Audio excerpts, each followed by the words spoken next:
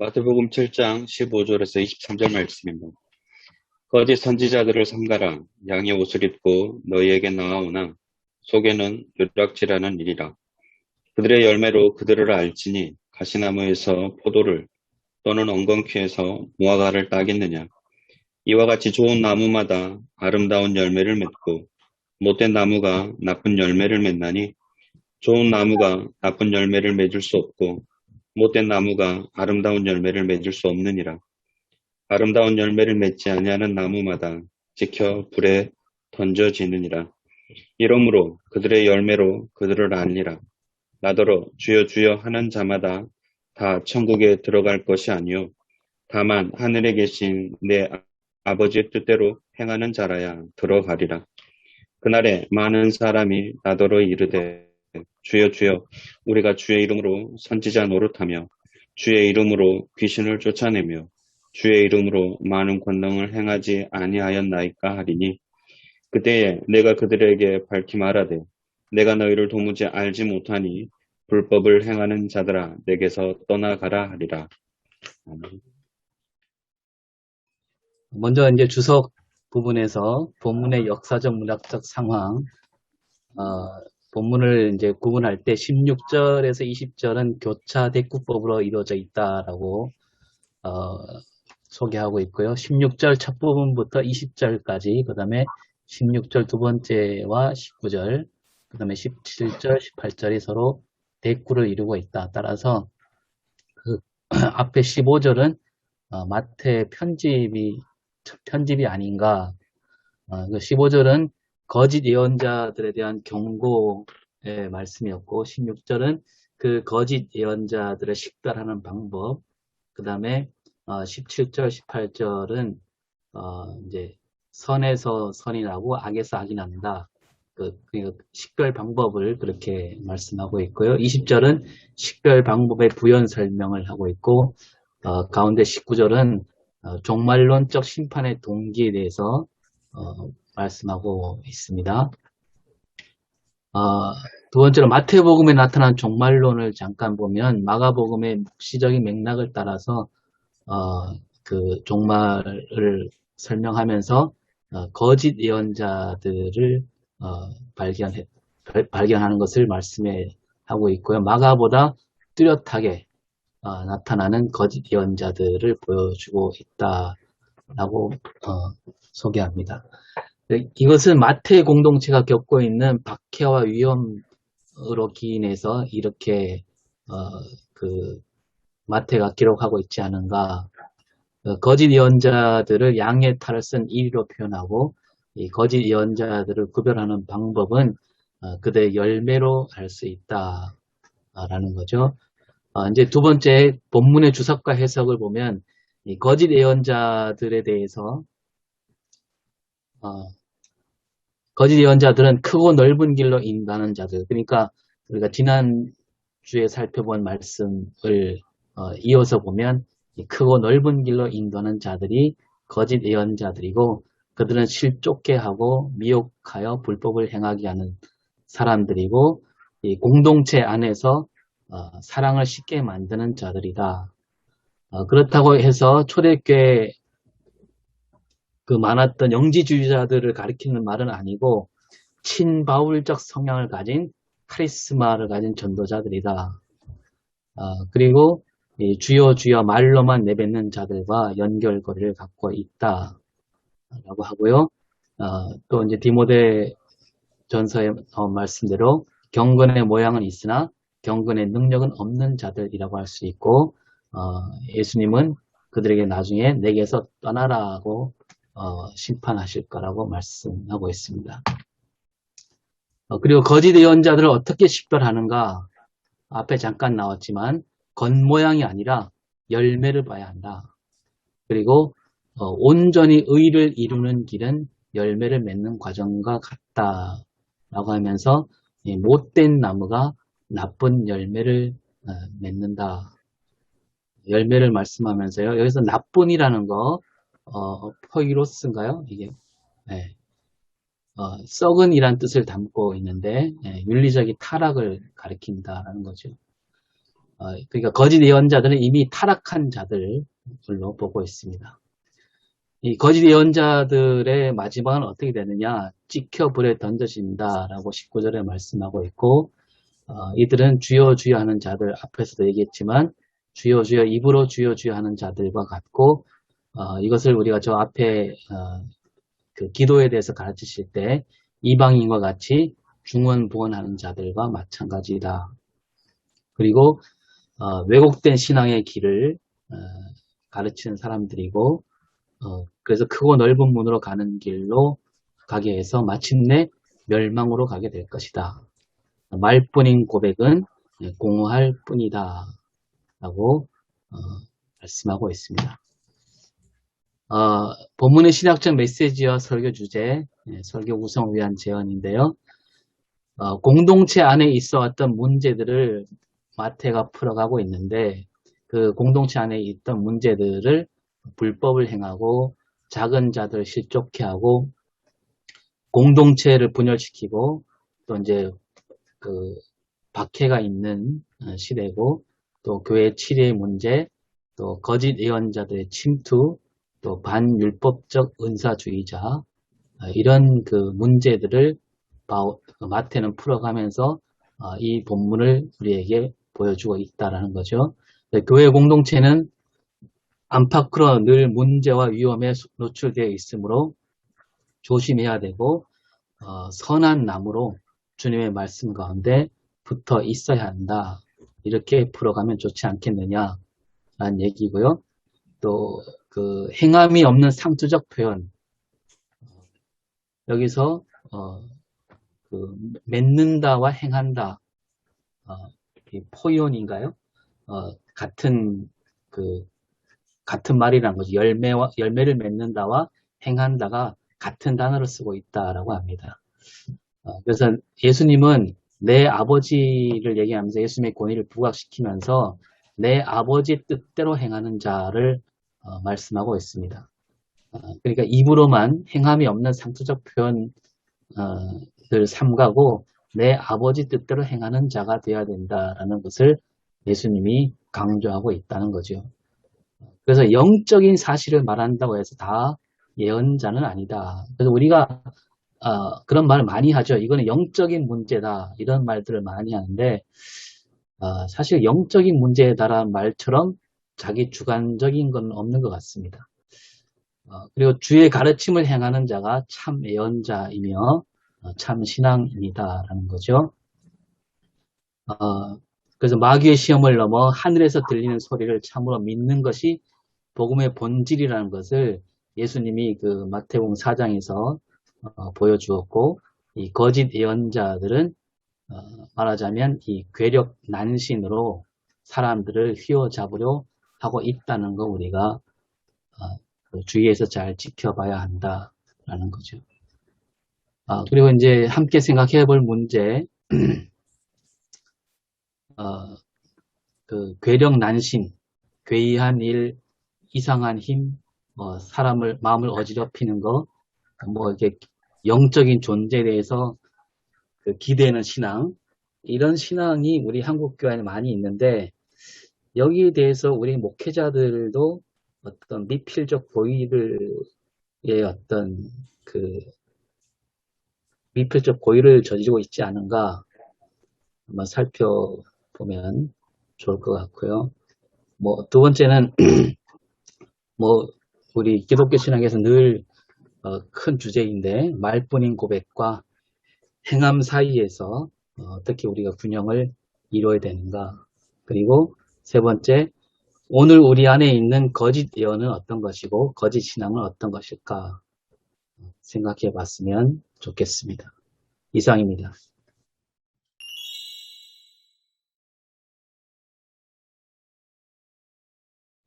이경규 목사님께 한번 더 묻겠는데, 신바울 성향의 카리스마 성의 예언자, 구체적으로 어떤 예언자들을 말하는지? 본문만 갖고 우리가 얘기를 해보면 20절 같은 데 보면 불법을 행하는 자들아, 그렇게 23절에 나오지 않습니까? 요 불법이라고 하는 게 뭐냐면 펜 아노미안이라고 하는 아노미아 법이 없다는 거거든요. 그러니까 사실은 법이라고 하는 것이 일종의 어떤 어느 공동체의 어떤 룰이라든지 아니면 공비라든지 이런 것들이 사실은 확립되어져서 교회가 교회다워지는 건데 극단적인 바울주의자들은 주로 이제 은사라고 하는 것을 통해서 그런 것들을 이제 무시해버리는 거죠. 질서나 제도라고 하는 것을 넘어서서 성령의 어떤 감동과 성령의 은사를 통해서 그거를 무력화시키는 이제 초대교회 때 이제 많이 있었다는 거죠. 예. 이제 그런 면에서 여기 그 불법을 행하는 자들아라고 할 때 그 불법을 행한다라고 하는 구체적인 의미는 지금 이제 극단적인 바울주의자들을 대상으로 해서 이 23절의 이야기가 나름대로 해석되어야 되지 않느냐. 그런 역사적 배경을 한번 짚고 넘는 의미에서 이제 그런 내용들을 좀 제가 부연해서 설명을 했던 겁니다. 역시 저자가 계시니까 확실하게 이해가 됐습니다. 감사합니다. 근데 이게 불법을 행하는 지금 현재 은사계 교회들이 은사에 치중해 현실이 그렇습니다. 특히 순복음교회의 영향들이 많잖아요. 우리 한국교회는 물론 순복음교회가 다 그런 게 아니고 어떤 은사가 건강한 은사가 아니고 그렇지 못한 은사이기 때문에 심지어 이렇습니다. 목사도 그렇습니다. 교회 안에 있는 모든 결정돼 있는데 어떤 그런 교회가 뭐 없다고 보지만 어떤 교회는 내가 기도해 보니까 이게 아닙니다. 하나님 이렇게 말씀하셨습니다. 하는 것들이 종종 우리 목회 현장에 일어나잖아요. 그런 것이. 그렇기 때문에 지금 우리가 그런 목사들은 굉장한 목사인 거죠. 그런 목사님들은 하나님과 직통하는 목사. 특히 우리가 이단과 사이비에 주시하고 있는 그런, 그를 앞에서 말한 이 목사도 말씀했지만 하나님과 직통 계시한다는 거죠. 그래서 그분들은 원고도 없고 아무도 없어요.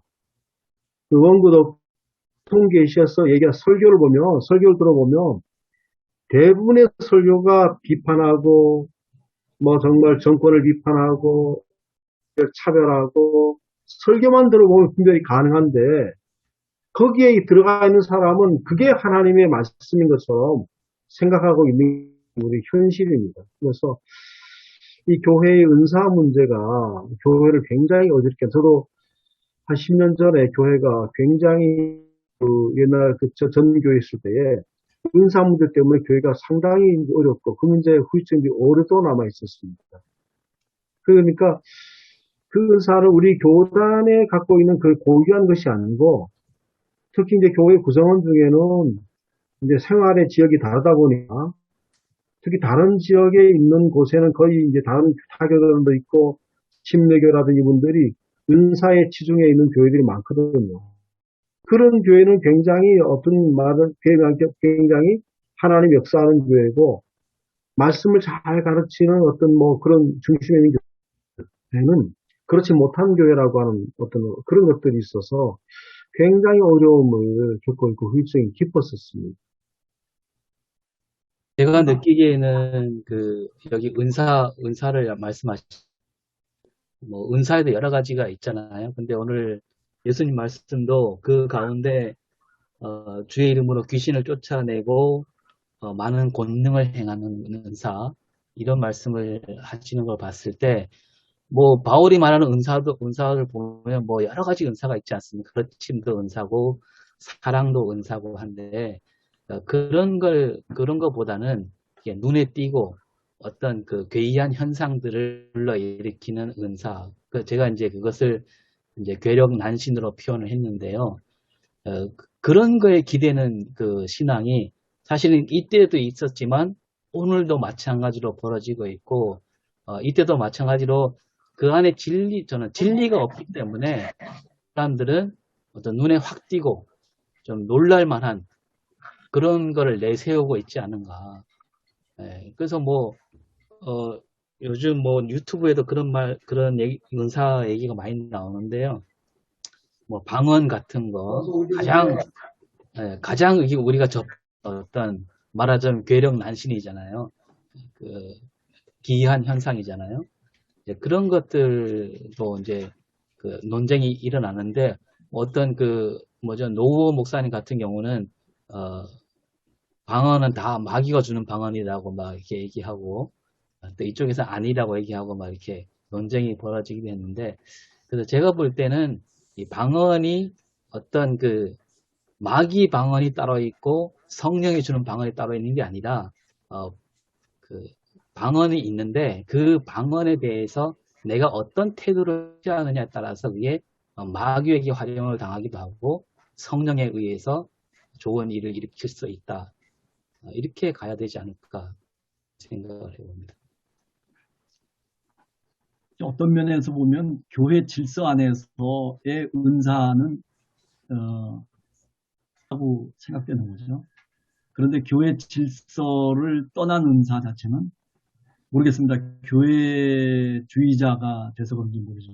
그렇게 되면 그런 것들이 이제 말하자면 너무 이제 소위 성령주의자들로 이제 빠진 경우들이 많이 있죠. 예를 들어서 우리 교단 같은 경우에도 신은사주의가 사실은 문제가 됐었잖아요. 네, 그러나 뭐 유영모 목사라든지 뭐 이런 분들이 이제 맨 처음에 신은사주의를 갖고서 이제 뭐 여러 가지 얘기를 많이 했는데 그런데 그거를 이제 교회 안으로 끌고 들어와서 교회 질서 속에서 좀 활용하고 또 그것을 통해서 뭔가 이렇게 이끌어져 가면 그게 이제 질서 있게 모든 게 되어지는데 교회 밖으로 뛰쳐나가 버리면은 그때부터는 이제 걷잡을 수 없게 되는 경우들이 이제 많게 되는 거죠. 이제 그렇게 되면 앞으로도 문제가 생기고 또 여러 가지 교회에 해악을 주는 경우들이 사실 많이 있더라고요. 제가 이제 목회자들의 미필적 고의라는 얘기를 했는데요. 제가 이제 지나가는 얘기로 들은 얘기가 있는데 요즘 목사님들 가운데 뭐 이렇게 교회 부흥도 잘 안 되고 양적 성장이죠. 사실 그 부흥도 올바른 의미가 아니지. 그러니까 어디에 기대냐 하면 어떤 눈에 보이는 어떤 능력, 권능 그걸 기대면서 그런 어떤 뭐 말하자면 신유 은사 같은 거 거기에 대한 팁이 막 돌아다닌다 그러더라고요. 은사를 신유의 역사를 일으키는 그 팁이 뭐냐? 그게 뭐냐면 뭐 금요 집회 같은 데 모아놓고 일단 선포한다는 거. 이 자리에 병든 사람이 있으면 다 나을지어다. 여기 선포하면 사람들이 많으면 그 중에 한두 사람은 반드시 낫게 돼 있다는 거예요. 그 낫는다는 게 뭐 병원도 그렇잖아요. 우리가 의사한테 치료 받아서 낫는 사람이 있고 병이 걸렸는데 저 낫는 경우도 있잖아요. 어쨌든 그런 걸 이용해서 무조건 선포한다는 거죠. 그러면 뭐 그 모인 사람 중에 분명히 낫는 사람이 있고 그 낫는 일이 한 두세 차례만 반복이 되면 교회 안에서 신화가 만들어지고 그걸로 인해서 저 목사님은 능력 있는 목사님이 되고 그래서 교회가 양적으로 성장할 수 있다. 이런 팁이 지금 돌아다닌다 그러더라고요. 뭐 신유뿐만 아니라 그 예언도 마찬가지죠. 뭐 뭐 잘 될지어다, 뭐 부자가 될지어다 이렇게 선포하라는 거예요. 그러면 반드시 거기에 걸려든 사람이 있다. 그래서 그걸 지금 쫓아가는 사람들이 있다는 얘기를 들었습니다. 믿져야 본전이니까. 예, 그렇죠. 예. 근데 그게 저한테도 있는 것 같아요. 저도 이제 뭐 부목사 때 뭐 이렇게 병원 가서 뭐 어떤 아이가 뭐 석 달밖에 안 됐는데 병원에서 제가 그때 막 기도를 했어요. 저는 뭐 그런 담력이 약해갖고 뭐 찌어다는 안 했지만 그냥 이렇게 막 눈물로 기도했는데 걔가 3년이 지도 살아 있는 거예요. 근데 제 속에서 저 부모님 왜 소문을 안 낼까? 저 목사님이 기도해서 났다고 왜 얘기를 안 할까? 얘기를 안 하더라고요. 끝까지 얘기 안 하더라고요. 예, 그때 만약에 제가 찌어다 하지 않았을까? 근데 저는요, 다른 것보다도 좀 말이 길어지는 것 같은데, 이 사형리, 저도 이제 CCC 출신이거든요. 그런데 사형리라고 하는 것이 물론 굉장히 복음으로 이제 믿는 사람들을 저변화시키고 또 많은 사람들을 믿게 하는 사실이지만은 또 한편으로는 좀 뒷면이 좀 있다라고 생각이 돼요. 네. 여기서 나오는 것처럼 주여마다 다 천국에 들어갈 것이 아니다라고 얘기했음에도 불구하고 주여 주여 하면 다 천국에 들어가는 거로 그냥 교회를 만들어 놔가지고 그래서 이런 것들이 한국 교회에 미친 영향들이 굉장히 컸다라고 생각이 돼요. 그러다 보니까 지금 현재도 뭐 하는 거에 대해서 교회 나름대로 강조하는 교회도 있지만은 일반적인 성도들이 그냥 고백하면 뭐 천국에 들어간다 이렇게 생각하니까 그런 영향들이 아직도 태반이나 교회 속에 뭐 굉장히 많이 있는 거죠. 그런 것들이 참 목회에 어떤 때는 부담이 될 때가 많거든요. 네. 오늘 본문이 뭐 그런 쪽도 어느 정도 얘기가 생각해요. 그러고 보면 본문에서 약간 지금 이야기되는 거하고 좀 빗나가는 것 같기도 하지만 느껴지는 게 본문에서 읽혀지는 게 교회 안에 많은 그 은사나 능력을 가진 사람들이 있는데 어떻게 보면 그 은사와 능력이 신앙의 핵심은 아니다라는 그런 느낌을 받습니다. 그게 이제 교회를 위해서 질서 안에서 잘 활용될 때 그게 도움이 되지 오히려 그렇게 은사를 갖고 능력을 갖고 있던 사람들 때문에 교회가 더 문제가 발생하게 되고 어려움을 당하기 쉬운 때도 많고 심지어는 본인도 그것 때문에 나중에는 오히려 신앙에서 벗어나기나 뭐 이단으로 가기나 뭐 그런 상황까지도 일어나는 것 같습니다.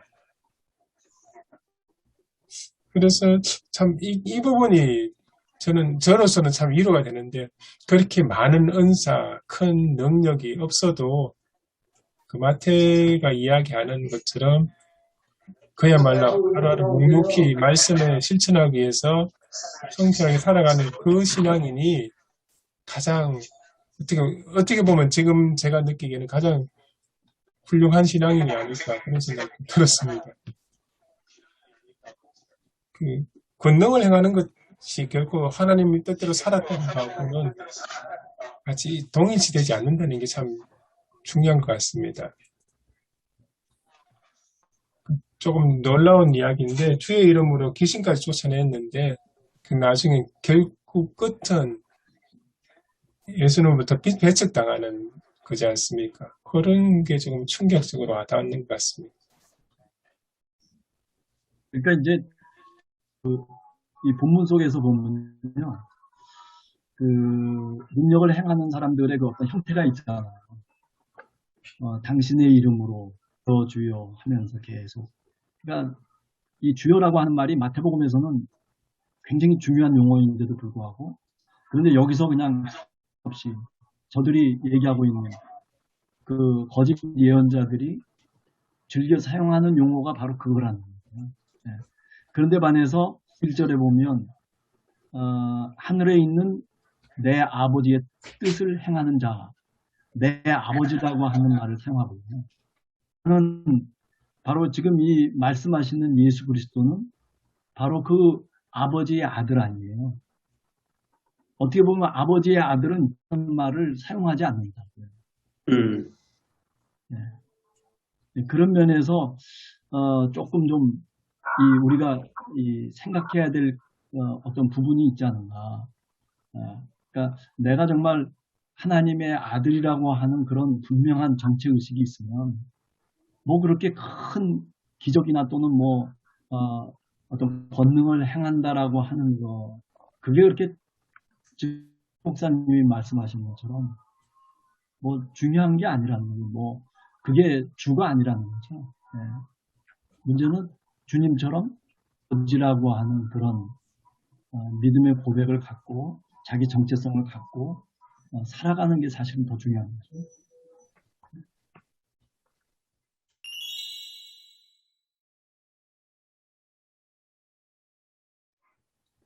지난번에 저희 교회에 어떤 선교사님이 오셨는데, 이제 힘든 선교지에서 선교하시는 분인데, 뭐 그분과 관련된 얘기는 아니고요. 이제 우리 권사님 한 분이 이제 민박 이렇게 해주시면서 그분에게 하시는 말씀이 참 귀한 일 하신다 그러면서 그 나라에도 빨리 복음이 들어가야 돼. 그렇게 얘기하고 하면서 복음이 들어간 나라들은 다 부자가 아니냐. 그렇게 얘기를 하더라고요. 저는, 제가 지금 여기 그 10년 가까이 그게 아니라고 그렇게 얘기했는데도 아지당에서 이게 벗어나지 못하는 거예요. 복음과 현세에서 어떤 부유하게 사는 것, 이거를 바로 이런 신앙이 우리 한국교회 안에 가장 큰 거짓 신앙이 아닌가. 한국교회가 잘 나갈 때, 막 부흥 성장할 때도 저는 글쎄요, 제가 뭐 다 살펴보지 않았지만, 왜 사람들이 막 부동산 투기하고 불법을 행하고, 속임수를 쓰고, 이런 사람들도 교회 안에 있었을 텐데, 목사님들이 정말 그런 부분에 대해서 우리가 양심으로 이 사회의 어떤 본이 되는 사람으로서 살아야 된다라고 얼마나 강조를 했을까. 막 강남이 막 개발될 때, 다 이 불로소득에 정신이 팔린 우리 민족이었잖아요. 근데 거기에 대해서 짚어주는 목사님이 얼마나 있었을까. 그걸 축복으로 얘기하고 더 잘 되기를 그냥 안수 기도하고 그랬던 그런 게 저는 거짓 신앙이라고 생각합니다. 뭐 그것이 그렇게 끝난 게 아니고 지국교회는 글쎄요, 뭐 퍼센테이지는 뭐 저도 알 수 없지만은 어쨌든 대체로 그런 형태의 신앙 그리고 그게 열매인 불로소득 거기에 빠져 있는 교인들이 엄청 많을 것 같고 한국 교회를 지배하는 것도 직설적으로 표현하면 돈의 힘 아니겠습니까? 만몬인데 이게 굉장히 심각하다는 생각을 저도 평소에 하고 있습니다. 저도 이제 생각을 해보면 이 설교 때 저도 이제 목회자의 입장에서 보면 뭔가 설교 때 지적을 해줘야 될 거 아니에요. 제 생각은 그래요. 그러니까 적어도 이런 거짓 예언자가 우리 누구냐 라고 사실은 다 어느 정도 알면서도 묻고 있거든요. 뭐 예를 들면 적인 성향이 좀 다를 수도 있겠지만은 뭐 전광훈이라든지 아니면은 뭐 우리가 얘기하는 뭐 여러 가지 교회들 앞서갔던 교회들이 지금 다 사실은 어떻게 보면 다 꼬꾸라졌잖아요. 네. 이제 그런 어떤 역사적 상황들 저는 이 거짓이라고 하는 것 속에다가 좀 이렇게 분명하게 얘기해줘야 되는 거 아닌가. 한테 그런 걸 얘기 안 해주니까 우리가 이제 목회자니까 참 부담이 되잖아요. 어떻게 보면. 네. 그러다 보니까 슬쩍슬쩍 넘어가는 경우가 많거든요. 근데 넘어가지 않고 분명히 이거는 거짓 예언자고 이거는 거짓이다라고 하는 것을 좀 더 확실하게 우리가 지지주면서 왜 그러면 거짓이냐라고 하는 것을 분명하게 설명해 줘야 되지 않나. 뭐 그러고 얼마든지 얘기할 수 있는 거예요. 뭐 심지어는 모르겠습니다만은 뭐 세습의 문제도 마찬가지 아닐까라는 생각을 해요. 네. 그런 것들을 얘기를 해주면서 넘어가야지. 그래야 이 성도님들이 좀 이 본문 확실한 이해를 갖고 넘어갈 수 있지. 그냥 또 우리가 이렇게 대충 넘어가 버리면은 그러면은 좀 어렵지 않을까라는 생각도 해보게 돼요. 예, 거짓 예언자와 이제 연관시켜서 생각해보면 그런 생각입니다. 오 목사님의 이야기 결론적으로 말을 하면, 이게 너무 이제 결론만 보는데, 복음이 들어간 것은 다 잘 산다는 말은, 이게 완전히 틀린 말은 아니다, 그 생각이 들거든요. 어떤 복음이냐? 실제로 이거 복음이라고 하는 것은 어떤 공공성과 공정성과 공평함이 하나의 공의가 있잖아요. 그런 복음이 들어가는 것은 사회 체계가 잡히고 질서가 잡히고 사회가 투명해지고 이렇게 되면 사회가 전형적으로 결국 발전하게, 다 같이 성장하게, 발전하게 되는 거죠. 맞는데 지금 우리가 말하는 어떤 복음이 들어갔냐, 이게 이제 중요하다고 하거든요. 그래서 결론 부분은 그게 결국 어떤 그 물질적인 것뿐만 아니라 전반적인 성장을 통해서 일어나는 건데, 어디서 이렇게 울리죠? 그래서 일어나는 건데, 이제 그런 것들이 어떤 복음이 들어가냐에 따라서 조금, 있지 않겠나. 그래서 그분이 생각하는, 원사님 생각하고 있는 그것과 그 복음과 또 진짜 말하는 복음이 다른 거죠. 그게 차이가 있지 않을까 싶습니다. 만일 우리가 이제 우리 한국 사회가 그동안에 이제 부패라든지 이런 것들이 그대로 남아 있었다면, 과연 이 정도의 어떤 성장이 과연 있었을까? 성장이 거의 없다고 보거든요. 옛날보다는 상당히 투명해지고 공공성이 사회적으로 많이 강화했잖아요. 그러니까 질서체계 잡히면서 나름대로 인력들이 잘 굴러감으로 모든 면들이 성장하게 되는 것은 뭐 그것들은 많다고 생각되고요. 그런 어떤 복음의 차이가 있다고 생각합니다.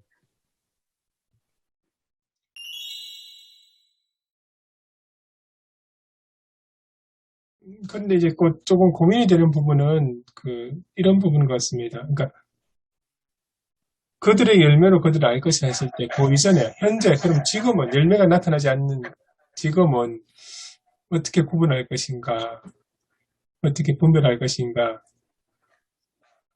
그런 게 좀 고민이 될 것 같습니다. 오히려 이런 사람들이 제가 보기에는 더 말도 잘하고, 더 이렇게 좀 사람들의 이목을 확 끌어당길 수 있는 능력들도 있을 거고, 뭐 그럴 것 같거든요.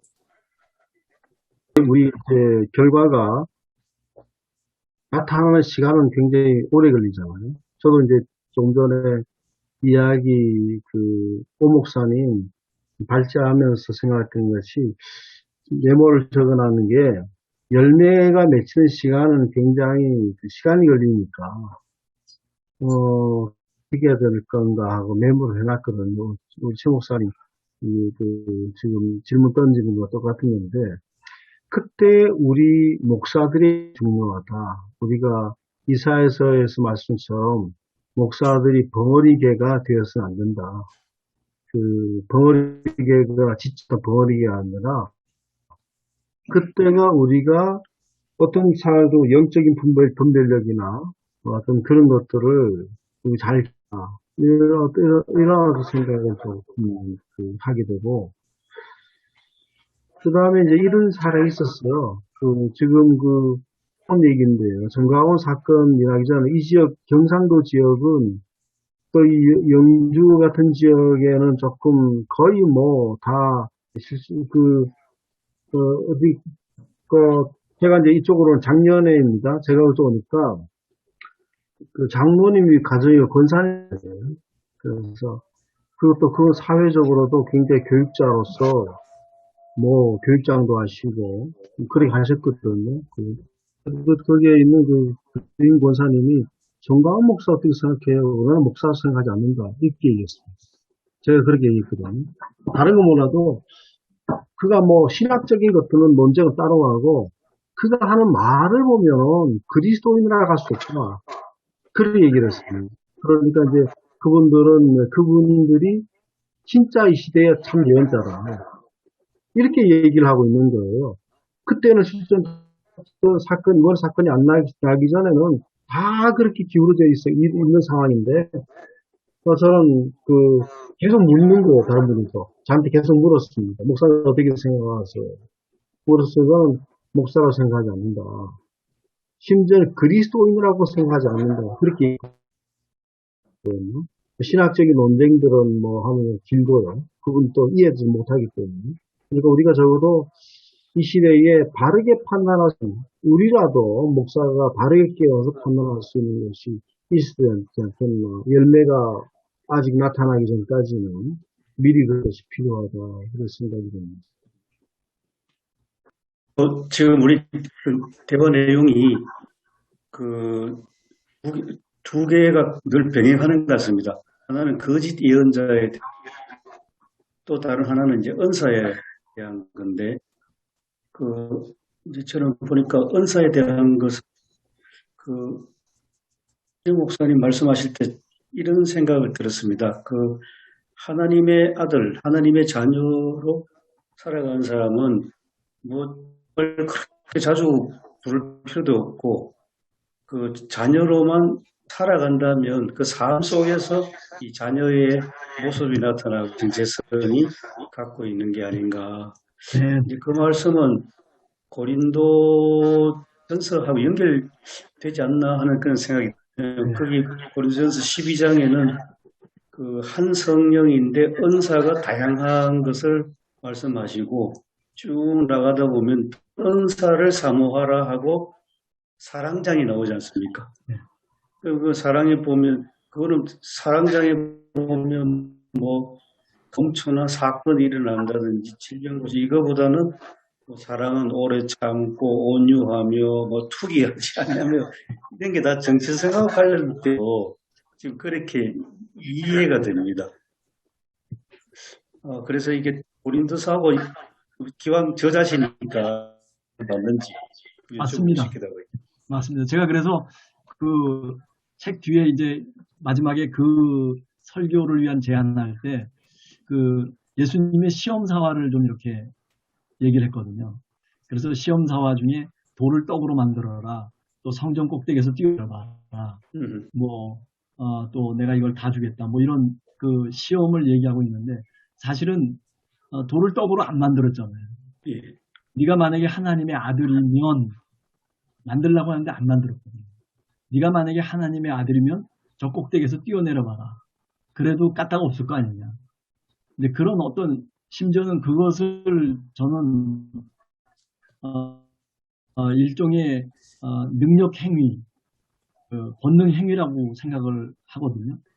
그런데 주님께서는 그것을 행하지 않고 오히려 하나님의 아들이라고 하는 정체성. 그러면 세례자 요한에게 세례를 받으실 때 들려왔던 그 하늘에서의 아버지의 음성을, 그거 사실은 십자가 위까지 올라갔거든요. 마태복음 같은 경우에는 그 십자가 위에 올라가서 똑같은 음성이 또 들려요. 너 내려와 봐라. 지나가던 사람들, 행인들이 27장에 보면 다시 나귀로 다시 들리거든요. 너 뛰어내려와 봐. 그러면 우리가 너를 인정하겠다라는 얘기 하거든요.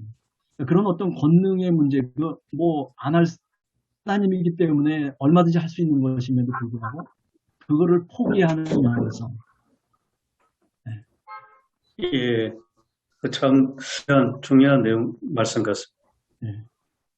그러니까 여기서도 이 거짓 예언자와 참 예언자 모습들이 그런 데서 좀 상반된 모습으로 나타나는 것 아닌가, 그렇게 생각이 돼요. 근데 이제 교인들이 목사님 말씀하신 그 얘기를 들을 때, 돌로 떡을 만드는 행위, 이게 어떻게 보면 놀라운 능력이잖아요. 능력인데, 그거하고 하늘에서 음성이 들리는 거, 이걸 같은 범주에 놓고 교인들은 또 받아들일 가능성이 이거보다 더 큰 신비한 능력이 예수님에게 있다. 그래서 이제 목회자들한테도 그걸 기대하는 거죠. 그러다 보니까 이 교인들의 그래서 교인들이 자꾸 우리 이제 저기 섬인데 좀 이렇게 뭐 문화 지체 현상과 더불어 신앙도 약간 그런 부분이 지체 현상이 있거든요. 그 옛날 그 왜 부흥사들이 한번 다녀와고 그냥 여기 막 TP에서 그냥 그 하고 갔던 일들이 많고 그들이 했던 얘기들이 다 그런 거거든요. 어떤 그런 능력, 신비한 은사 이런 것을 강조해갖고 사람들을 막 마음을 사로잡았던 근데 그게 아직도 남아 있는 거죠. 그런 것들이 사실은 그 마태복음의 이 공동체를 이렇게 보면 좀 약간 극단적인 율법주의자들도 있었던 것 같고요. 또 그런가 하면 좀 극단적인 치중되어 있는 바울 은사주의자들도 있었고 그런데 이제 마태 공동체가 사실 어떻게 보면 그런 속에서 굉장히 갈등을 느꼈던 것 같아요. 그러면서 마태 최종 저자는 뭔가 자기가 이 갈등하는 이 공동체 속에 대안적인 예수님의 가르침을 좀 제시하고 싶었던 것 같고 그래서 이 산상수훈이라고 하는 거를 끌고 들어와서 이렇게 정말 예수 그리스도가 얘기했던 바로 그 가르침의 내용이 본질이 이거다.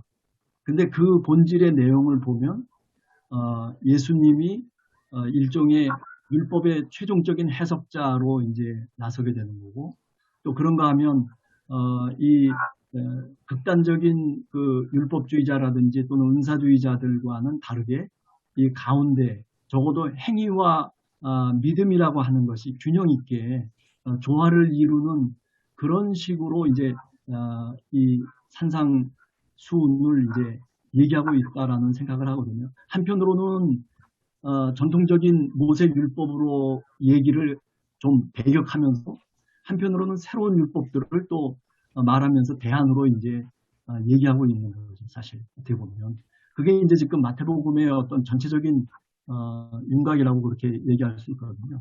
이제 그런 점에서 오늘 우리 교회 속에도 그런 어떤 좀 극단적인 사람들을 좀 이렇게 배격하면서 좀 더 이렇게 중앙에 신앙을 이렇게 모아낼 수 있는 그런 이야기들을 여기서 충분히 할 수 있지 않을까 저는 그렇게 생각이 됩니다.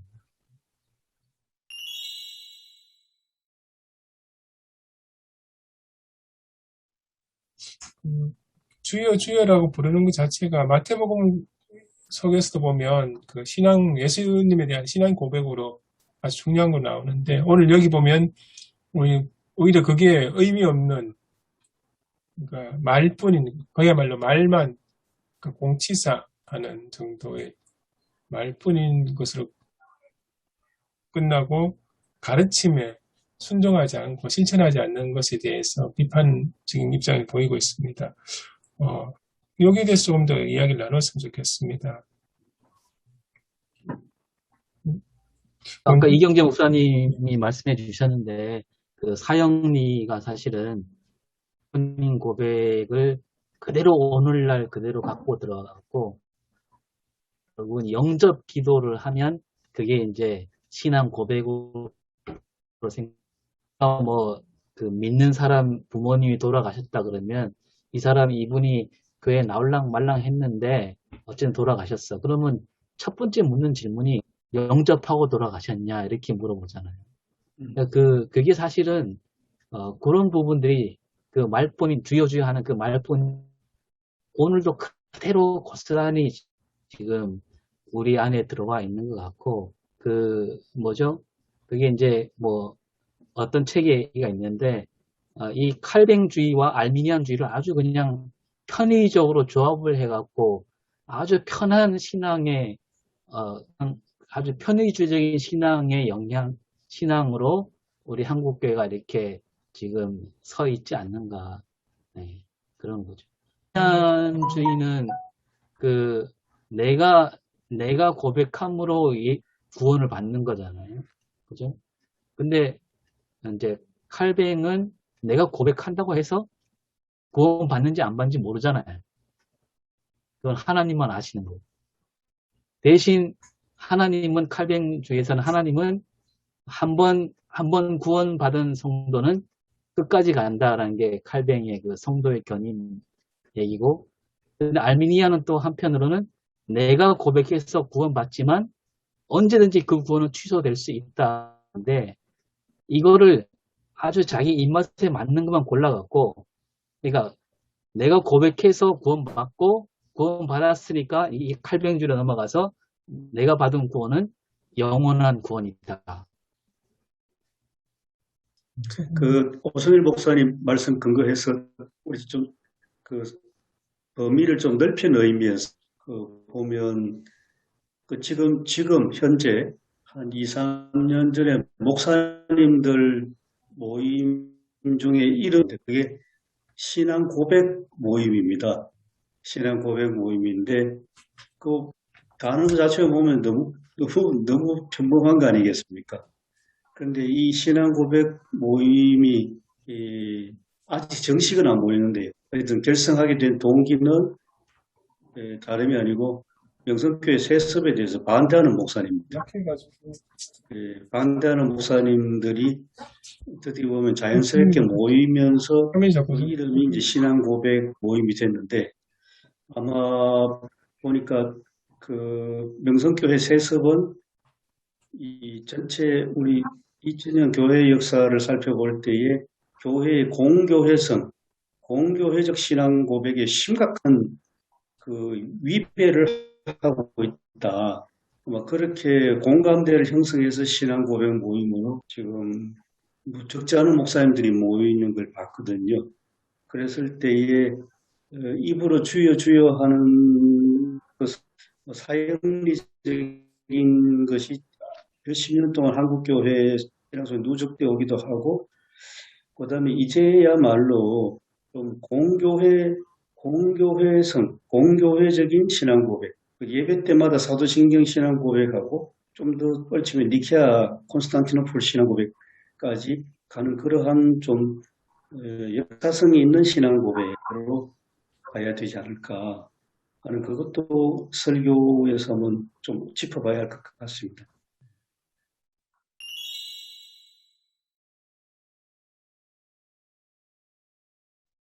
예, 이제 저는 이 열매에 대한 이야기를 좀 하려고 그랬는데요. 사실 제가 어제 주의 이름을 부르는 자는 구원을 얻을 것이라고 설교를 해가지고 아무 말도 못하네요. 이제 그 농사 짓는 분들이 그런 얘기 하시더라고요. 제가 조그만 텃밭을 하나 하려고 그랬더니, 목사님, 그 열매는, 그러니까 농사는 농사꾼의 발자국 소리를 알아요. 그러더라고요. 근데 열매를 맺는다는 거는 진짜 모든 행위의 실체라고 생각을 하거든요. 그러니까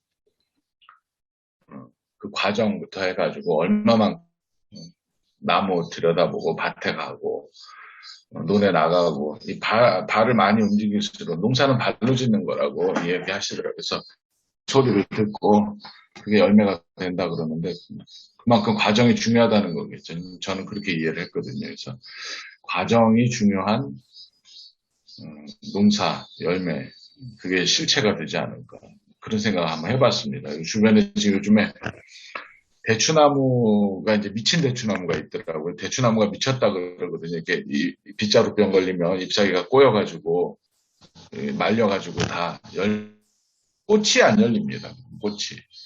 그래서 저희 동네가 그 사과 대추가 유명하다 그래서 이제 동네 산책하다 보면 이제 가끔 미친 대추나무들도 보는데, 나무가 나쁜 건 아니었거든요. 그러니까 중간에 병이 들어서 그런 것도 있으니까.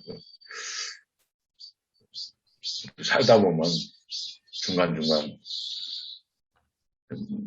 나쁜 열매를 맺을 때도 있는데 과정 중에 시험이 들어서 그렇구나 하고 이해를 제가 좀 하려고 했는데요. 그냥 열매하고 농사를 드린 겁니다. 네. 각자 해석하시면 됩니다. 네. 하여튼 어제는 주의 이름을 부르라고 제가 이야기를 해가지고 주의 이름을 부른다고는 농사하고 연결이 김 목사도 내셨는데 아무것도 안 심으면 결국은 거둘 게 없잖아요. 지금 배추 모종 지금 뿌리는 시거든. 씨를 뿌려야 네네. 인사가 시작되거든. 그래서 주님을 부른다는 구원을 얻는다는 말이 틀린 말은 아닌데 네네. 결국은 시작이라는 거죠. 그러니까 지난주에 설교처럼 이번 주에 설교처럼 좁은 문으로 들어간다고 해서 완성되는 것이 아니고 좁은 길로 가야 결국은 생명의 문으로 들어가는 것처럼 우리가 너무나도 과정을 굉장히 그것들은 소홀하게 하고 시작만 계속해서 강조하지 않았나. 그 말이 틀린 말은 아니다. 분명히. 뿌리지 않은 데서 어떻게 뭐 열매를 거둘 수가 있겠습니까?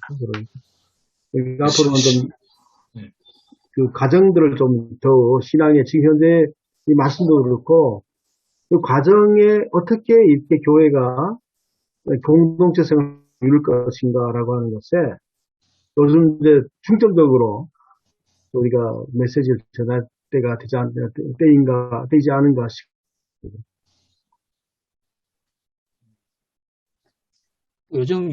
요즘 많이 얘기하는 거 있잖아요. 영혼이 없는 말.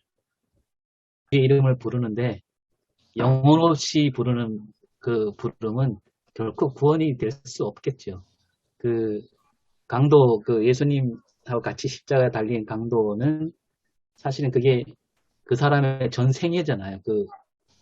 그 자리가 자기 생애를 걸고 고백했기 때문에 영생에 이르는 것이고, 입으로만 부르는 주의 이름은 뭐 구원이 있다고 할 수 없겠죠. 이 본문 보면요, 이 거짓 예언자들이나 뭐 여러 가지 그 잘못된 교훈의 핵심이 뭐냐면, 예를 들면 엉겅퀴에서 가시나무에서 포도나무가 나고 엉겅퀴에서 무화과가 난다라고 하는 그런 요는 사실은 거짓 예언자들이 그렇게 얘기한다는 거거든요. 네. 전혀 내가 노력한 만큼 그게 대가가 나오는 건데, 근데 100이라고 하는 만큼 노력을 했는데 마치 1000이나 만인 것처럼 그렇게 얘기하는 거. 가시나무에서 포도나무가 나온다. 또 엉겅퀴에서 무화과가 열린다. 그로 몰아가는 거죠, 사실. 또 오늘 우리 한국적 교회 속에서 이렇게 몰아가는 경우들이 많잖아요. 전혀 성적으로 따져도 이게 전혀 아닌데도 불구하고 다른 얘기를 하는데도 그게 그런 줄로 믿는다고요. 우리 교인들도 이렇게 보면 뭐 여러 종류의 분들이 있지만은 그게 신앙인 줄 생각해요. 가시나무에서 포도가 납니다. 믿습니다. 그래서 그게 신앙으로 생각하는 경우들이 많아요. 이건 분명히 뭔가 완전히 잘못된 거죠. 노력을 100 정도밖에 안 했는데 천의 열매를 얻으려고 하는 게 이게 우리 시대를 향한 말씀이구나. 그러니까 뭐 부동산 불로소득, 그다음에 주식 투자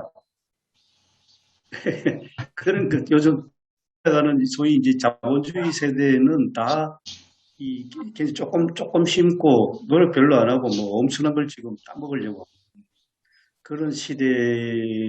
그게 만연된 우리 사회 현실은 이게 처처에 이제 거짓 예언자들 시대구나. 좀 과격하게 보면 그런 생각까지 듭니다. 공감입니다, 저도. 이제 교회가 그런 거를 강조하는 경우들이 많기 때문에 그게 이제 참 잘못된 신앙으로 이제 연결시켜 나가니까 교회에 나중에 지나고 나면 해가 되는 경우들이 사실 굉장히 많은 것 같아요. 저희 아내가 저한테 맨날 지적하는 게 그겁니다. 왜 교인들을 확 사로잡는 그런 화끈한 그런 어떤 표현을 안 하느냐. 내용은 좋은데 그 전달 어떤 표현 방법들이 너무 교인들한테 어떤 여지를 준다는 거예요. 네. 그게 가장 큰 단점이라고 맨날 얘기합니다. 제가 그 김기동이 하는 베레아를 제가 2년을 했어요. 어, 이제 애가 이제 죽는 상황이 저한테 있었기 때문에 둘째가 이제 죽는데 근데 뭐라도 이제 건지려고 붙잡아야 될 거 아니에요. 그러다 보니까 이제 그쪽까지 가게 됐는데 그러다가 어떻게 되다 보니까 이제 한 베레아에서 한 2년 정도 이제 신학교 들어오기 전에 이제 그런 일이 있었는데 그 능력 좋죠. 귀신 쫓아내고. 근데 제가 이제 신학교 들어와서 공부하고 난 다음에 이렇게 생각해 보니까 그게 진짜더라고요. 이렇게 세워놓고 예를 들면 무슨 손을 얹으면은 그냥 쓰러지고 하는 거 있잖아요. 방풍 그런 것도 쏜다. 이제 그런 것도 사실은 다 미리 양념을 쳐놓거든요. 김기동 목사가 지나가면 안수하면 야, 그 쓰러져라. 그 왜 쓰러지느냐 하면은 쓰러져야 귀신이 나간다는 거예요. 이상한 논리잖아요. 귀신이 나가서 쓰러지는 게 아니고 쓰러지면 귀신이 나간다. 이렇게 얘기가 되는 거예요. 그러니까 다른 사람들이 객관적으로 볼 때는 딱 하고 손에 머리를 얹으니까 그냥 쓰러지는 거예요. 근데 그 쓰러지는 사람들은 왜 쓰러지는 거냐면 귀신이 나가게 하기 위해서 쓰러지는 거예요. 그러니까 이게 미묘한 차이인데 그런데 그런 식으로 말하자면 가짜들이죠 다. 예.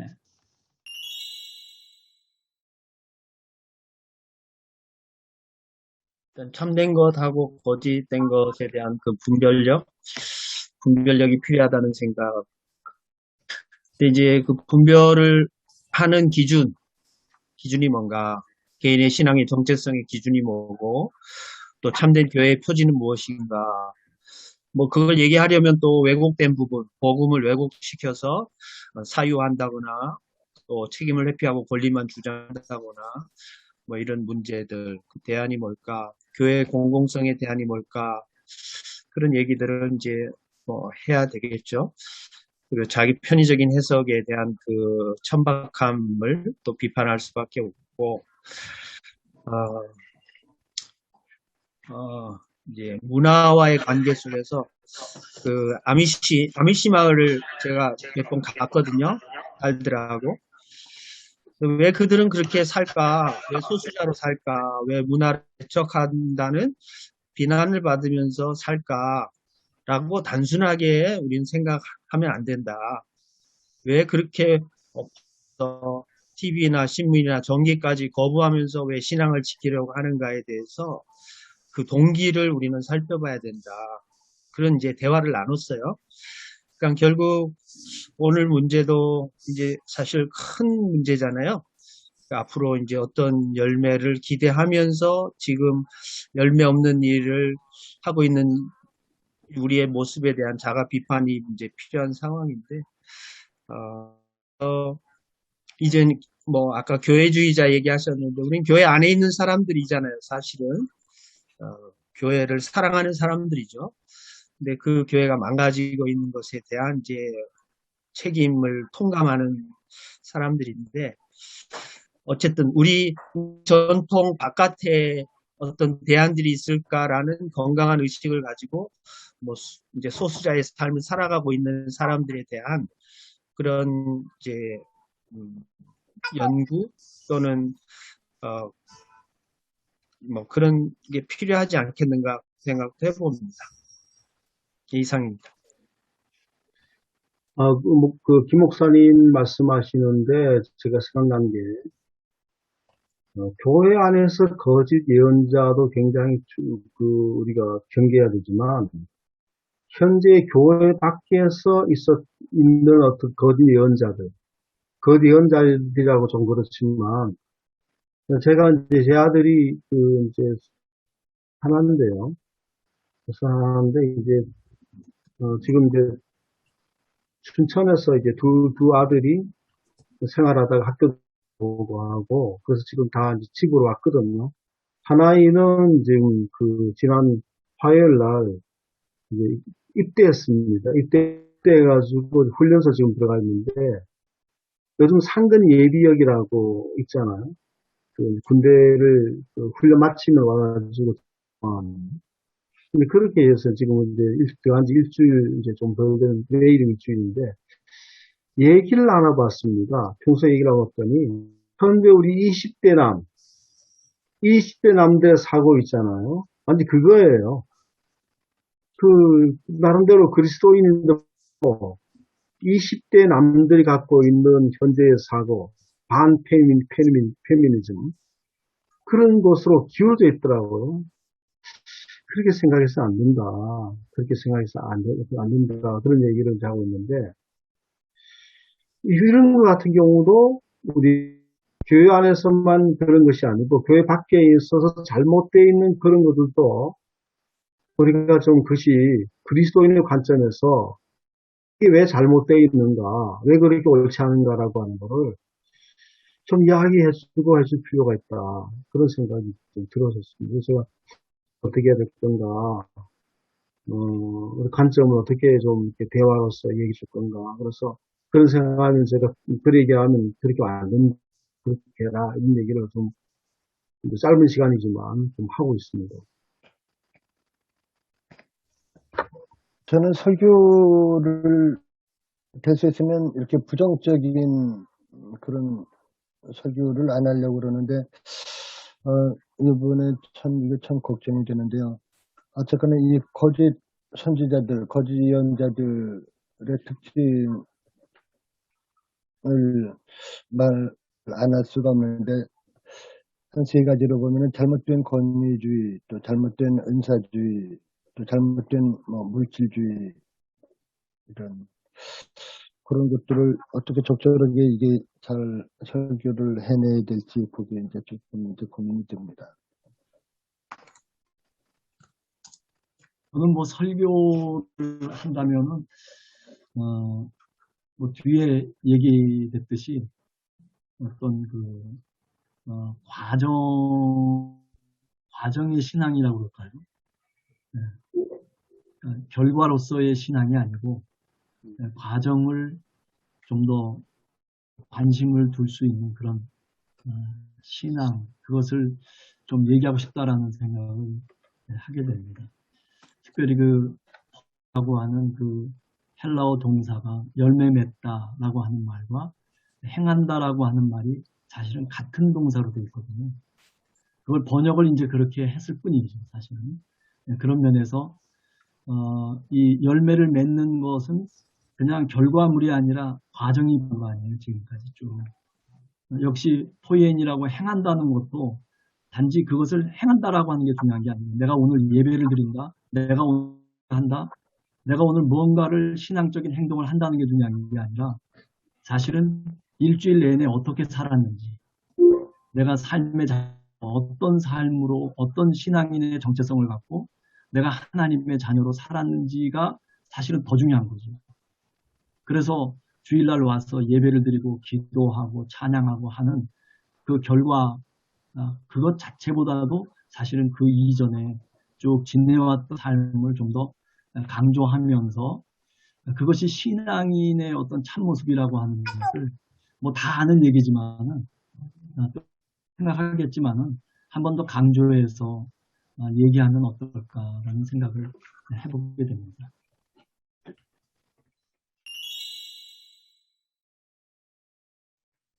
하나님, 어제 주일을 잘 세계하시고 또 오늘 이른 아침부터 또 하나님의 말씀을 얼마나 우리가 잘 전할까 함께 이야기를 나눴습니다. 오늘은 특별히 또 이경재 목사님 함께 해주셔서 더 많은 얘기를 나눴는데, 하나님 우리를 돌아보는 시간 되게 하시옵시고, 우리 교회 안에 있는 그릇된 신앙, 거짓되고 비틀어진 신앙을 목도하게 하시고, 또 우리가 거기에 물들지 않도록 하나님 우리를 깨어있게 해주셔서 하나님의 참된 목자로서 양들을 제대로 가는 저희가 될 수 있도록 인도하여 주시옵소서. 감사드리며 예수님 이름으로 기도드립니다. 아멘. 아멘. 감사합니다. 예, 고맙습니다. 수고 많았습니다. 예. 감사합니다. 예.